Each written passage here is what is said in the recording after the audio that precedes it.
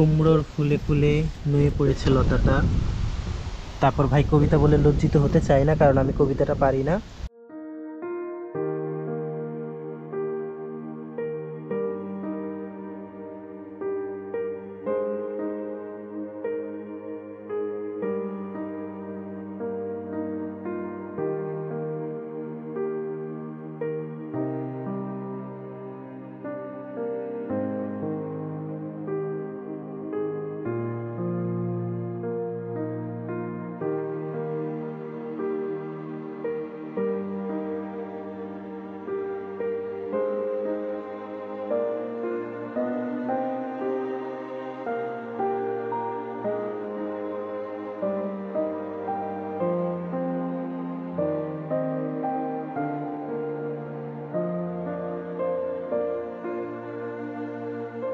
বীজ থেকে চারা আবির্ভাবের সুবাদে মিজি এগ্রোতে আপনাদেরকে জানাই স্বাগতম।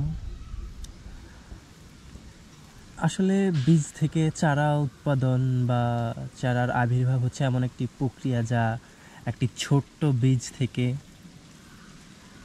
চারা হিসেবে রূপান্তরিত হয়, পরবর্তীতে এটি উদ্ভিদ হিসেবে বিকশিত হয়। তো চলুন আজকে আপনাদেরকে দেখাই আমাদের এগ্রোতে কী কী বীজ বপন করলাম আর কী কী চারার আবির্ভাব ঘটলো।